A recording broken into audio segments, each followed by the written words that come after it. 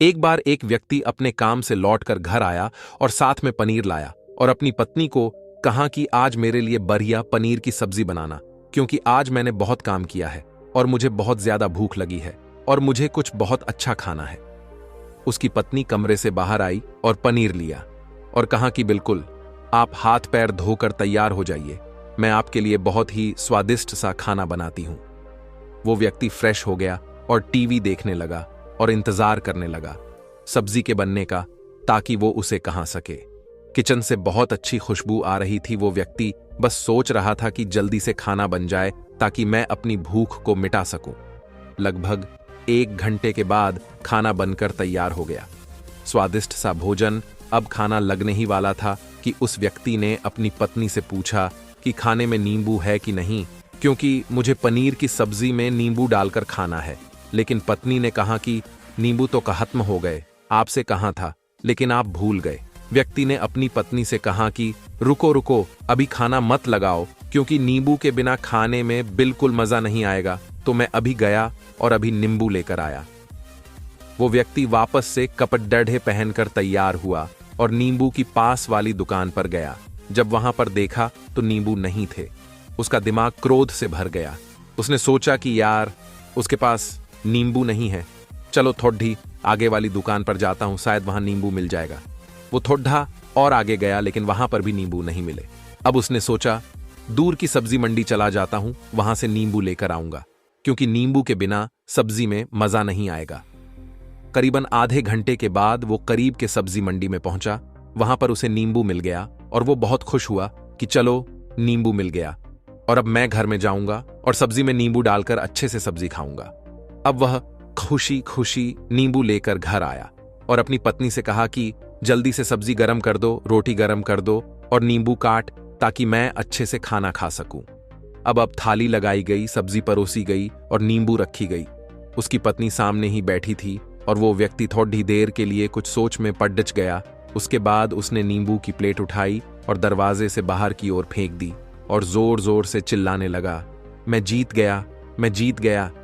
पत्नी ये देखकर घबरा गई कि कहीं ये पागल तो नहीं हो गए, इन्होंने सारे के सारे नींबू दरवाजे से बाहर की ओर क्यों फेंक दिया।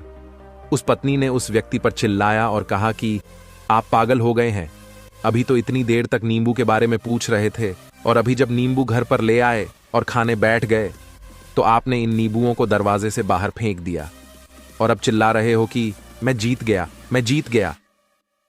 पत्नी पूछी, आप किस चीज में जीत गए, हुआ क्या?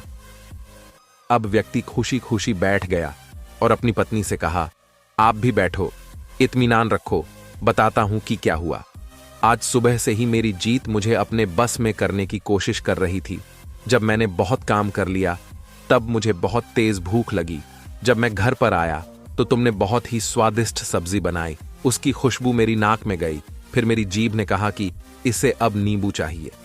मैं पास वाली दुकान पर गया, लेकिन वहां नींबू नहीं मिले। थोड़ी और दूर गया, वहां पर भी नहीं मिले, तो मुझे उसने और दूर लेकर गई। मैं उसके वश में आ गया और जैसी ही वह कहती रही वैसा मैं करता गया। अब मैं वैसा ही करता गया जैसा वो मुझसे करवाती गई, लेकिन अंत में मैंने विजय प्राप्त कर ली। मैंने उसे उठाकर बाहर फेंक दिया और कह दिया कि तुम्हारा मुझ पर कंट्रोल नहीं है, बल्कि मेरा तुम पर कंट्रोल है, और मैं जीत गया। कई बार लोगों को शराब पीने की आदत लग जाती है और उस चक्कर में वो भटकते रहते हैं। यदि एक जगह नहीं मिलती तो दूसरी जगह जाए है, दूसरी जगह नहीं मिलती तो तीसरी जगह जाते हैं। और अक्सर युवाओं के साथ ऐसा जरूर होता है कि वो शराब पीने के लिए बैठते हैं, सारी शराब खत्म हो जाती है। उसके बाद एक ना एक व्यक्ति जरूर कहता है कि यार और चाहिए के चक्कर में शराब ढूंढने के लिए निकलते हैं। देर रात हो जाती है, वो भटकते रहते हैं।